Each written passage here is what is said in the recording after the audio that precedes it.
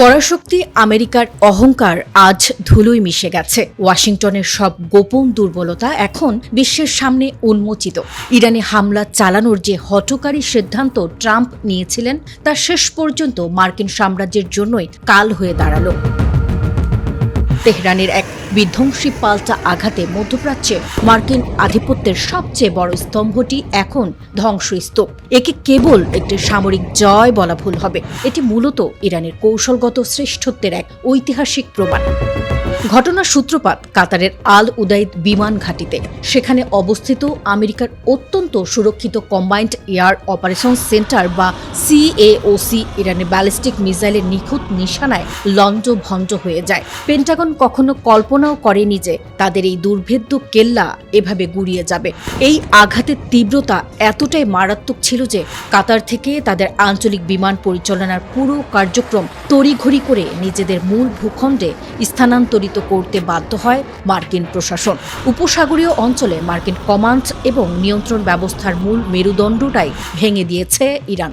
সামরিক বিশ্লেষকদের মতে এই কম্বাইন্ড এয়ার অপারেশন সেন্টারটি ছিল আসলে উপসাগরীয় অঞ্চলে মার্কিন সামরিক বাহিনীর মস্তিষ্ক।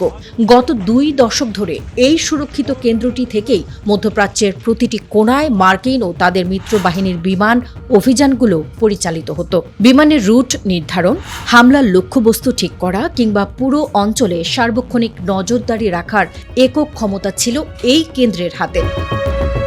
আমেরিকা ভেবেছিল বিস্তৃত ফাইবার অপটিক যোগাযোগ ব্যবস্থা আর অত্যাধুনিক প্রযুক্তির চাদরে ঢাকা এই কেন্দ্রটিকে ছোঁয়া শত্রুর পক্ষে অসম্ভব। কিন্তু ইরানের রণকৌশল পেন্টাগনের সেই ধারণাকে ভুল প্রমাণিত করেছে। আমেরিকা এতদিন বুক ফুলিয়ে বলতো তাদের প্যাট্রিয়ট মিসাইল ডিফেন্স সিস্টেম এবং থার্ড প্রতিরক্ষা ব্যবস্থার সামনে কোনো শত্রু টিকতে পারবে না। শক্ত কংক্রিটের বাংকারে বসে মার্কিন কমান্ডাররা নিজেদের সম্পূর্ণ নিরাপদ মনে করতেন। কিন্তু ইরানের যোদ্ধারা আমেরিকার সেই সুরক্ষিত দেয়ালকে তাসের ঘরের মতো ভেঙে দিয়েছে। তেহরান এক অভিনব কৌশল ব্যবহার করেছে। একসঙ্গে ঝাঁকে ঝাঁকে ক্ষেপণাস্ত্র নিক্ষেপ করে মার্কিন রাডার ও আকাশ প্রতিরক্ষা ব্যবস্থাকে সম্পূর্ণ বিভ্রান্ত করে দেয় তারা, যার চূড়ান্ত পরিণতি কমপক্ষে $60 মিলিয়ন বা $6 কোটি ব্যয়ে নির্মিত পেন্টাগনের সেই গর্বের কন্ট্রোল সেন্টার আজ পুরোপুরি অকার্যকর।